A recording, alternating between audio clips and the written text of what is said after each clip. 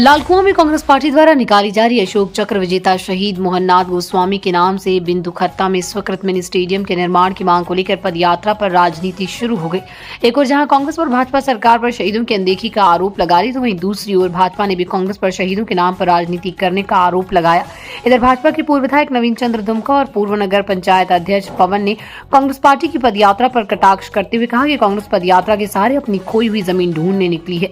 उन्होंने कहा कि कांग्रेस शहीदों के नाम पर राजनीति करने वाली पार्टी। उन्होंने कहा कि ये जनता है जो सब जानती है। इधर कांग्रेस नेता हेमवती नंदन दुर्गा पाल ने भाजपा सरकार पर आरोप लगाते हुए कहा कि अशोक चक्र विजेता शहीद मोहननाथ गोस्वामी के नाम से बिंदु खत्ता में स्वीकृत मिनी स्टेडियम का कार्य शुरू करने की दिशा में कोई पहल नहीं की है, जो शहीदों के अपमान ही नहीं भाजपा सरकार के दोहरे चरित्र को उजागर करे। उन्होंने कहा कि भाजपा ने हमेशा शहीदों के नाम पर राजनीति की, लेकिन शहीदों के आज कुछ नहीं किया। उन्होंने कहा कि जनता इसका हिसाब आने वाले चुनाव में देगी।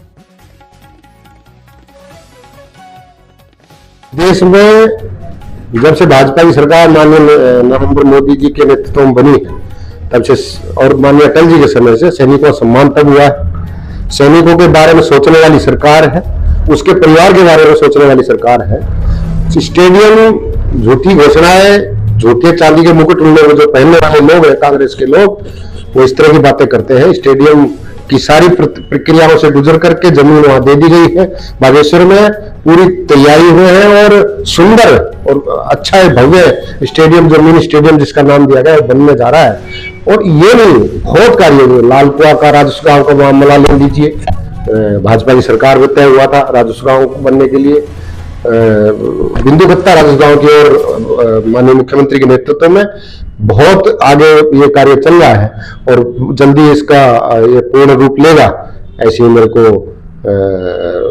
लगता है कि जल्दी बिंदु खत्ता और लालकुआं के जो कार्य है, आज कितने ट्यूबवेल हम लोगों ने लगा दिए हैं, कितने हैंडपंप लगा दिए हैं, सारी सड़कें हम बना रहे हैं। हर कार्य को बहुत अच्छे तरीके से यहाँ निपटाया जाता है, करा जाता है। कांग्रेस की सरकार झूठी बातें करने वाली, झूठे मुकुट झूठ बोल करके पहनने वाली सरकार रही है। और वो नेता पद संचलन करके, पैदल यात्रा निकाल करके, उनके पास कोई मुद्दा नहीं है, लोगों को ध्यान भटकाना चाहता है कि हम लोग भी अभी जिंदा हैं, कांग्रेस जिंदा है, लेकिन कांग्रेस मृत प्राय है, ऐसा मेरे को लगता है।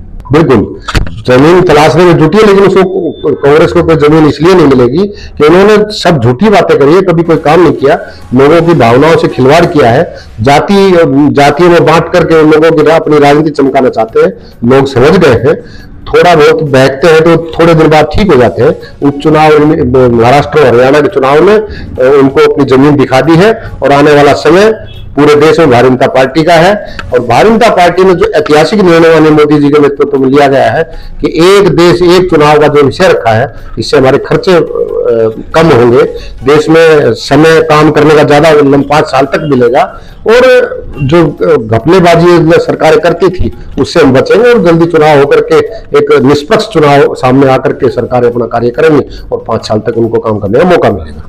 ये सामान्यतः मोहननाथ गोस्वामी जी के नाम से जो स्टेडियम बनना था, उसका लंबित रहना दुर्भाग्यपूर्ण तो है ही। मैं भी अपने समय में उसको पूरा निस्तारण नहीं कर सका, इसका मुझे भी खेद है। लेकिन वन विभाग से जमीन को आवंटन कराना अपने आप में कई चरणों की लंबी प्रक्रिया है और समय बहुत ज़्यादा लगता है। सरकार इसमें काम कर रही है क्योंकि शहीद के प्रति उत्तराखंड की हमारी सरकार, हमारी केंद्र की सरकार सभी की भावना, समर्पण भावना से काम करते हैं। बाकी जहाँ तक कांग्रेस का सवाल है, विपक्ष में है, कुछ सूझ नहीं रहा है, कहीं ना कहीं हाथ पांव मार रहे हैं, पदयात्रा भी उसी का एक हिस्सा हो सकती है।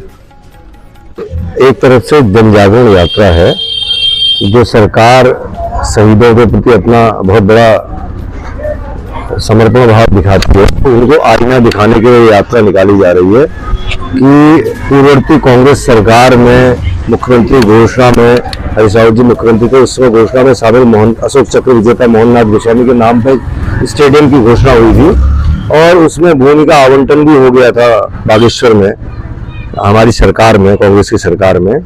और लेकिन ये सरकार शहीदों के प्रति जो दिखावे का सम्मान करती है, उसने जो है कि बार बार आपत्तियां लगने के बाद भी उन आपत्तियों का निस्तारण हुआ है उसका, और न उसमें कोई आगे कार्रवाई हुई है। तो ये कार्यप्रणाली इनकी दिखाती है कि वो शहीद परिवार के प्रति कितना समर्पण दिखाते हैं या उनका कितना सम्मान करते हैं। जबकि ये हमारे क्षेत्र का अशोक चक्र विजेता मोहननाथ गोस्वामी जी के नाम पे एक स्टेडियम बनना था और उसमें सब कुछ तो हो चुका है, लेकिन आपत्तियां थी कुछ फॉरेस्ट की, तो उनको निस्तारित करना था। लेकिन 2014 से अभी तक उनका निस्तारण नहीं हुआ। बार बार आपत्तियां लगती हैं, वापस आती हैं, फिर फाइलें आगे जाती हैं, तो अभी तक उस स्टेडियम का निर्माण कार्य शुरू नहीं हुआ है।